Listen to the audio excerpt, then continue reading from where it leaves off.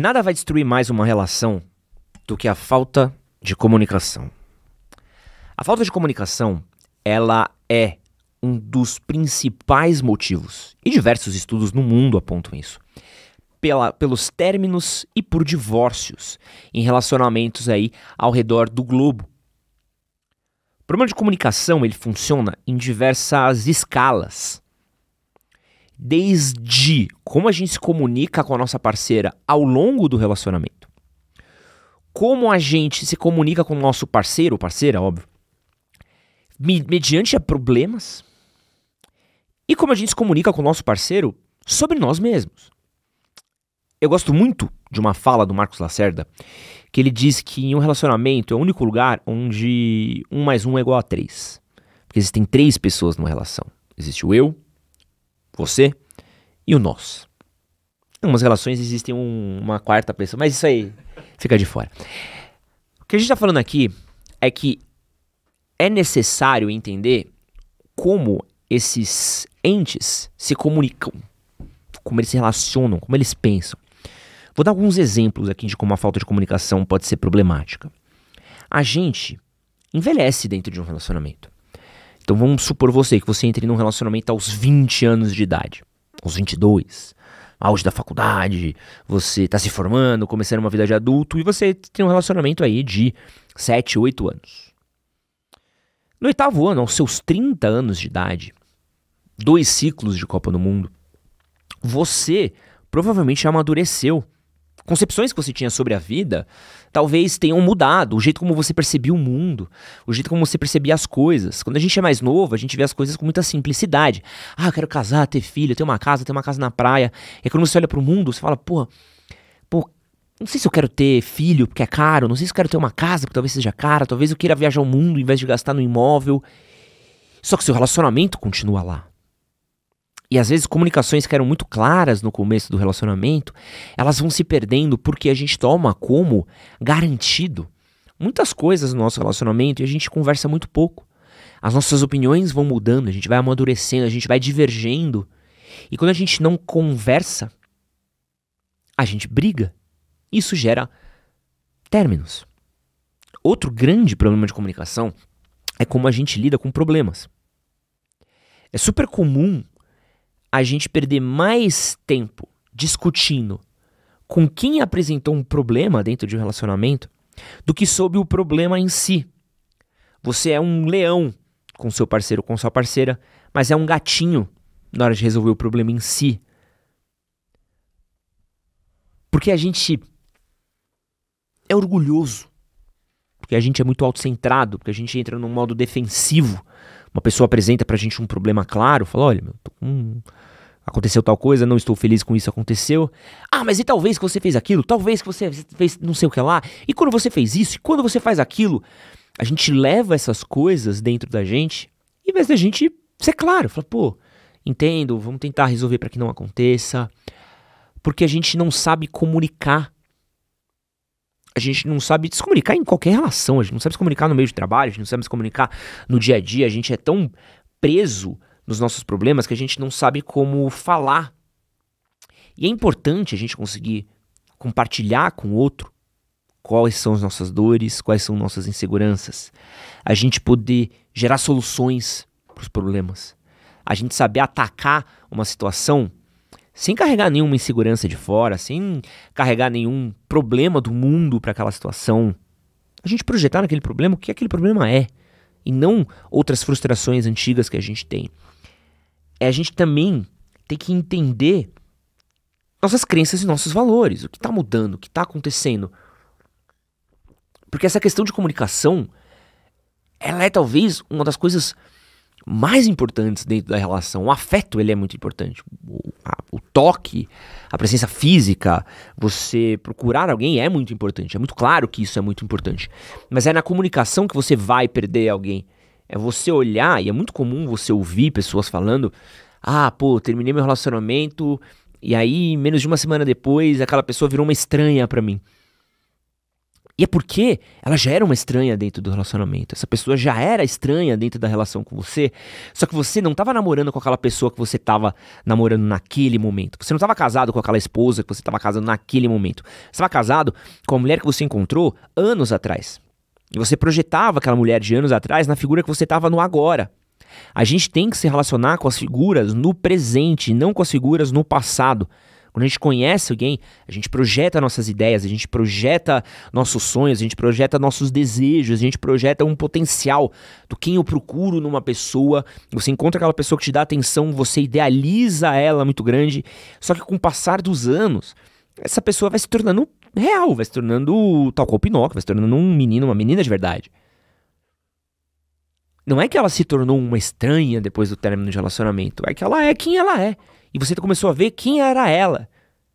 E não quem você achava que ela era. E essa visão, esse óculos, esse filtro para a realidade, ele só vai vir através do diálogo. Opa, peraí. Nossa, amor, não sabia que você pensava isso. Olha que curioso. Essas conversas sobre a vida, sobre problemas, sobre inseguranças, sobre o que mantém a gente dentro das relações, é o que faz com que as relações sejam duráveis. É o que faz com que a gente crie vínculos afetivos profundos. Objetivos compartilhados, sonhos, metas. E tudo isso é o que torna uma relação resistente. Resistente a conflito, resistente a diferenças, resistente ao mundo. Você só vai ter uma relação resistente se você tiver uma relação. E se essa relação tiver uma boa comunicação. E no Pistolada de hoje, a gente veio falar um pouquinho aqui, porque boa parte dos relacionamentos não dão certo. Então prepara o seu coraçãozinho que tá começando o podcast do Pistolada.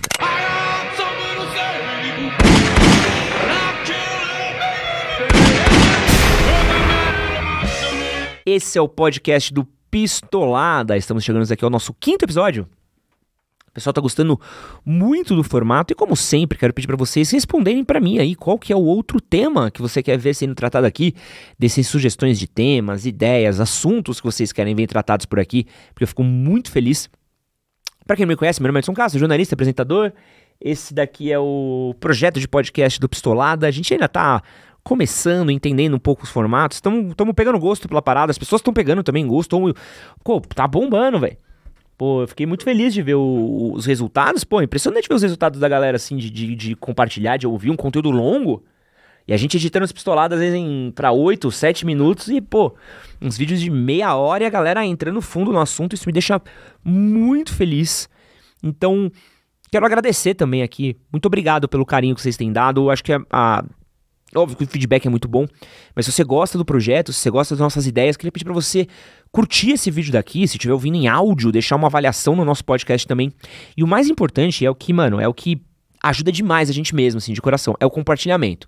Se você puder compartilhar esse podcast daqui, seus stories me marcando, @EdsonHCS, ou se você quiser compartilhar isso aqui em Telegram, Discord, WhatsApp, bicho, você ajuda muito a gente a continuar chegando em novas pessoas, trazendo novas pessoas pros papos. Eu gosto que o pessoal sempre faz um cartão de visita muito legal nos stories, assim, falando, pô, tô ouvindo esse podcast aqui sobre solidão, tô ouvindo esse podcast aqui sobre lições de vida e tal. Pô, isso é muito maneiro, então fico muito feliz de todo mundo que faz isso, tento repostar sempre o máximo possível. De acordo com algumas estatísticas, mais de 60% dos relacionamentos terminam nos primeiros 10 anos.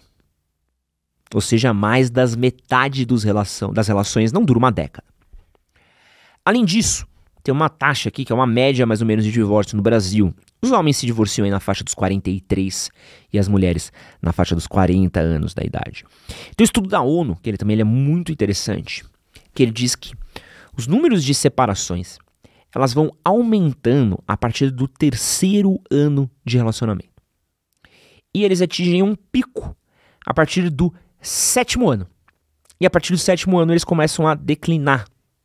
Existe até uma palavra em inglês que chama The 7-Year Itch, que é a coceira do 7º ano, e aqui no Brasil a gente chama isso da crise dos 7 anos também, que explica como o tempo, ele afeta as relações também, como as dinâmicas inseridas dentro do tempo vão deixando as relações mais frágeis e a partir de um certo momento, quando aquele vínculo é estabelecido, aquelas relações seguem.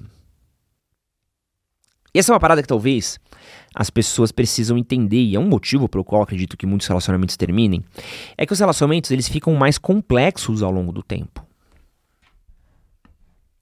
Ora, vamos tentar desenhar aqui na nossa cabeça mentalmente como é que a gente conhece pessoas. Tá numa balada, curtindo a vida, às vezes normalmente curtindo a juventude, o fato de que você é uma pessoa jovem, feliz, com saúde, com potência, como diria o professor Clóvis. E aí você encontra uma pessoa ali que te agrade, um menino, uma menina, vocês dançam, flertam, riem, se provocam, se beijam. Tudo é muito simples. Não existe nada mais simples do que o desejo carnal. Eu quero, você quer, bora. É isso. Essa simplicidade, ela não é suficiente para alimentar uma relação ao longo dos anos. Porque se a gente vivesse apenas dessa simplicidade, a gente seria tal qual um babuíno, né? Um macaco, sei lá, um gorila, um orangotango. E a gente estabelece aí um relacionamento, um namoro. E começam a ter as complexidades. Te apresento meus amigos, você me apresenta seus amigos, vamos para lugares, conhecemos família, viagens. Seguem mais complexidades, casamento, noivado, morar junto, conta, filho, conta em cima de conta, frustração. Um dos lados adquire uma dívida, o outro precisa ajudar a pagar. As coisas ficam difíceis, uma crise chega, o mundo pesa.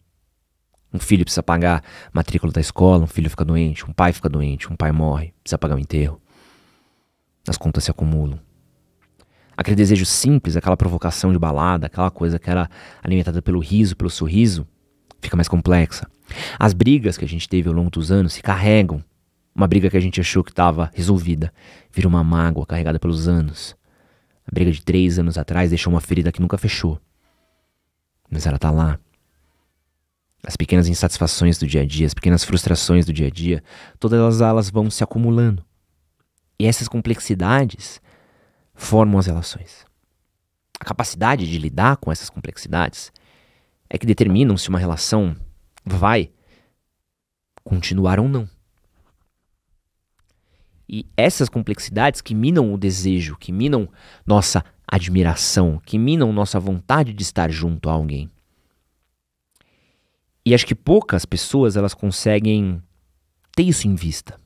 E é muito comum você ver pessoas falando de crise em relacionamento, falando, sinto falta de como era quando a gente namorava. Sinto falta de como era no começo. Dá pra resgatar coisas desse momento da relação. Mas nenhuma relação, ao passo dos anos, será igual como era no seu começo. Porque a vida acontece. A vida acontece ao redor daquela relação. E como aquelas duas pessoas encaram o contexto no qual elas estão inseridas, os grupos sociais no qual elas estão inseridas, as dinâmicas nas quais elas estão inseridas, é o que vai determinar se aquilo vai dar certo ou não. E a gente precisa entender isso, precisa ter essa plena noção, porque é muito comum casais que carregam mágoas por anos. E aí, quando se divorciam, tem divórcios violentíssimos. Porque aquela mágoa não foi tratada, a mágoa de 5, 6 anos atrás. O problema no começo, um problema ali que era para ter resolvido há 3 anos atrás, não foi resolvido porque um dos lados não soube falar, porque um dos lados não teve capacidade de falar, ou não teve inteligência emocional, não teve espaço dentro da relação, e aquilo vira uma briga judicial, ou vira uma briga entre ex bizarra, porque já estava lá desde sempre. E esse é um ponto que eu vou repetir aqui algumas vezes. Ninguém namora um estranho. Mas a gente permite que as pessoas virem um estranho na nossa relação. Aquela pessoa que você encara ao final do seu relacionamento, ela sempre esteve lá. Você que não viu. O próximo tópico que eu trouxe é o tópico da infidelidade financeira. Segundo dados do SPC, 46% dos casais brigam por questões financeiras. E as brigas acontecem aí com mais intensidade no início do casamento e no momento que antecede aí a aposentadoria. E aqui, de novo, é uma grande questão de comunicação também, mais atrelada à questão do dinheiro. Dinheiro não é o motivo pelo qual as pessoas brigam. As pessoas não brigam por me dar 50 conto aí, seu otário. As pessoas brigam por quê? Quando elas entram numa relação e elas estão construindo algo juntos, elas começam a ter projeções. O que eu quero e o que você quer. E o que a gente vai construir. O que eu abro mão pra gente construir junto nossos sonhos. Aí, o parceiro aparece com uma roda nova no carro. Ou a parceira aparece com uma bolsa nova, um sapato novo, conjunto de maquiagem novo. Amor, a gente não tava juntando dinheiro pra reformar a casa? Ah, mas é só uma maquiagem da MAC. Só uma maquiagem da MAC? É 200 conto uma sombra. Uma roda de carro é 10 pau. Então, essas pequenas concessões que vão em desencontro dos objetivos do casal é que são chamadas infidelidades financeiras. Eu já chamei isso daqui também é considerado por alguns como as famosas microtraições. E sei que tem gente que não leva a sério esse termo, mas acredito que é um termo pertinente da gente usar. Inclusive a gente falou disso com a Larissa Alencar, né? Podcast muito bom com a Larissa Alencar, do Decifrando Elas. Vou deixar ele aqui em cima aqui, recomendo da gente dar um salve pro editor, botar isso aqui, que acho que vale super a pena. Vai estar aqui no izinho, é um podcast muito bom, complementa um pouco desse papo daqui. Mas, bicho, a questão financeira, ela é motivo de transtorno de ansiedade do brasileiro. Um dos principais sintomas de problemas de saúde mental no Brasil hoje é dinheiro. Imagina o que dinheiro não faz dentro da sua relação. Um casal em dívida, um casal que tem que abrir mão de fazer as coisas, uma pessoa que vai ficando frustrada porque sabe que tá faltando dinheiro dentro da casa e vê o marido indo no boteco encher a cara, uma pessoa que sabe que tá faltando dinheiro pra pagar a reforma da casa que tá com vazamento e vê a mulher gastando em bolsa cara, abrindo crediário na Casas Bahia. Nem existe mais crediário, não sei. E aqui tem uma lista de diversos motivos que são considerados infidelidades financeiras dentro do relacionamento que valem a pena ser destacados. Esconder compras do parceiro, mentir sobre o quanto ganha ou sobre qualquer dinheiro a mais que entra e sai na conta, descumprir os limites de gastos estabelecidos dentro do relacionamento, esconder problemas financeiros como dívidas. Isso aqui é uma bomba relógio numa relação. E não considerar a opinião do parceiro antes de tomar decisões que possam impactar a renda do casal ou da família, como mudanças de emprego ou trocar de carro. Essas grandes compras que comprometem a gente dentro da relação. Esse tópico é um tópico sobre dinheiro, mas é um tópico sobre comunicação. Porque é comum, e por que é tão... E quero frisar isso aqui de novo, porque eu acho que eu passei muito rápido, mas vale a pena dizer. Por que tantos casais separam por dinheiro no começo da relação? Por causa daquela questão de complexidades nos relacionamentos que eu disse. As pessoas se juntaram. Antes a vida deles era sair pra barzinho, ficar, beijar, tudo mais tranquilo e tal. E aí as contas juntaram. E ao invés de agirem como eu, você, nós, a pessoa age como eu e você. Ah, temos aqui um plano de construir um quarto novo na casa. Ou temos filho, temos que pagar a matrícula do filho no começo do ano. Pô, legal, troquei de carro. Porra, amor. Você trocou de carro? Não, mas eu queria muito um carro. O eu vai contra o outro e vai contra o nós. Eu, ela, nós. Um raciocínio a ser pensado é, eu quero muito trocar de carro, mas se eu trocar agora, eu vou afetar a matrícula das crianças. Então eu vou esperar, pagar a matrícula das crianças e talvez eu troque de carro no ano que vem. Então eu falo, amor, a gente vai segurar os gastos, porque no meio do ano eu vou trocar de carro. Ok? Ela e o nós foram concebidos por uma decisão do eu. O problema é que a gente vai tentando ter essa autonomia e a gente acaba não tendo essas conversas difíceis de ter no relacionamento. Difíceis mesmo. De falar, amor, todo mês essa grana daqui vai pra nossa relação, mas essa grana daqui é minha. Esse dinheiro daqui é meu. Eu fico com essa grana vai pra casa. Esse é o meu dinheiro, esse é o dinheiro da casa. Essa grana a gente divide, essa grana fica pra mim, ou essa grana fica pra você. Mas a gente toca as coisas e resolve não ter essas conversas. E toda conversa que a gente se exime de ter, porque ela é difícil de ter, de ser tida, ela se torna um problema depois. Toda conversa difícil que você deixa de ter hoje dentro de um relacionamento, acredita, irmão, ela vai ser uma conversa muito pior daqui 1 ano, 2 anos, 3 anos. Ela vai ser uma conversa muito pior quando você precisar ter ela.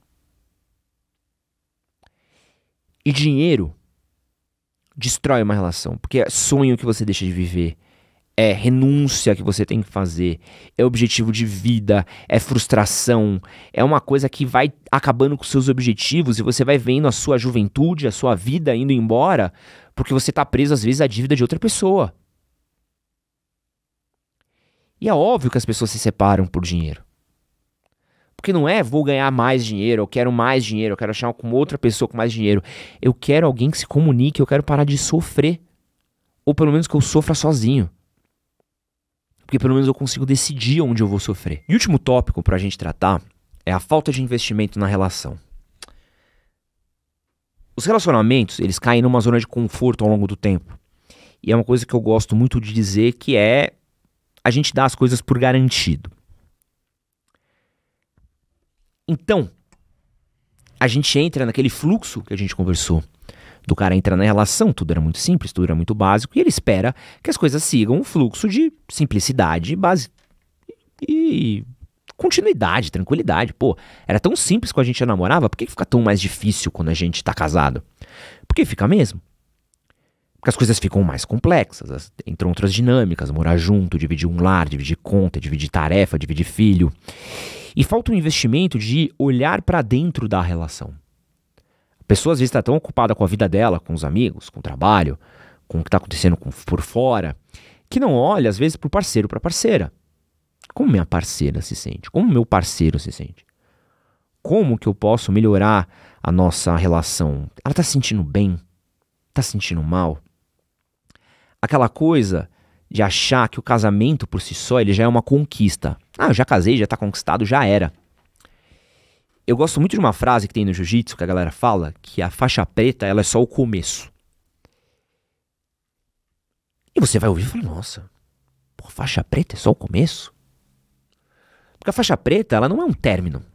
Você ser faixa preta em algo, existem até faixas acima da preta, significa que você chegou ali num lugar, um patamar muito bom. Mas isso não quer dizer que você é invencível, imbatível, imparável, que você é superior a todas as outras pessoas ao seu redor. Você pode perder de alguém. Você pode ser finalizado, você pode ir com um desempenho pior com outros lutadores, mesmo sendo um faixa preta. E o casamento é a mesma coisa. Ah, eu conquistei aquela pessoa. Sim, vocês casaram. E vai ter que conquistar ela esse ano, e no ano que vem, e no ano depois daquele, e no ano depois daquele, e no ano depois daquele.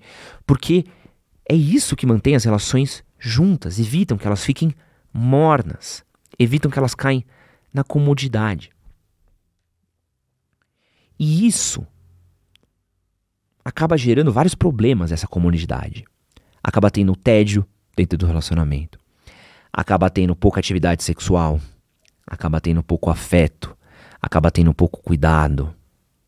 As pessoas se largam, desgastam a relação, não cuidam de si mesmas, não cuidam dos outros. Porque a gente já tá casado. É aquele programa de casal de ficar sentado na sala vendo Netflix. Por 1, 2, 3, 4, 5, 6 anos. Você olha e vê sua vida indo embora e fala, porra, eu quero mais. E um casal pode fazer mais. Me incomoda muito essa ideia de que um casal foi feito pra ficar parado. Que o casal é uma atividade de inércia. O casamento pode ser uma atividade de movimento. Vocês podem viajar juntos, podem passear juntos, fazer coisas juntos, planos juntos, brincar, namorar, conhecer a sua cidade, o mundo, conhecer pessoas, trazer pessoas pra casa, reformar a casa, cuidar da casa, terem projetos, sonhos, objetivos juntos.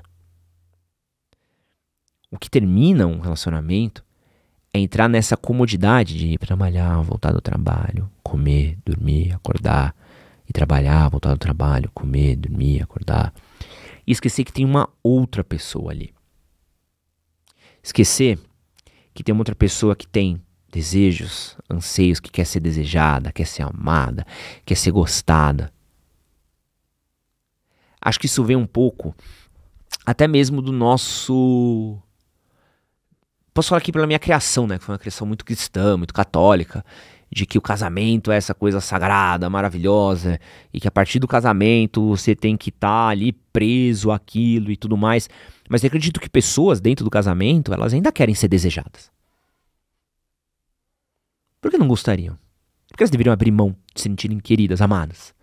A pessoa ainda quer ser paparicada, gostada, beijada, amada, querida, tratada bem. Por que ela abriria a mão disso? Só porque aquele relacionamento tem 2, 3, 4, 5, 6, 7, 8, 10 anos. Então esse investimento, ele é importante. É importante entender isso. A gente precisa entender todas essas dinâmicas de relacionamento para evitar frustração. A gente se frustra nas nossas relações porque a gente entra desavisado algumas vezes. A gente entra despreparado. A gente entra sem a visão. A gente entra achando que tudo é de uma simplicidade básica. Só que você entender a complexidade que é uma relação vai te fazer ter uma visão clara e objetiva do que é a realidade. E essa visão clara e objetiva vai te ajudar a cultivar aquele relacionamento ao longo dos dias. Mas se você entrar numa relação pensando que é um conto de fadas, meu amigo, pode acreditar que tem altas chances no meio do caminho você descobrir que está vivendo um filme de terror. Meu nome é Edson Castro, eu sou Pistolada. Valeu.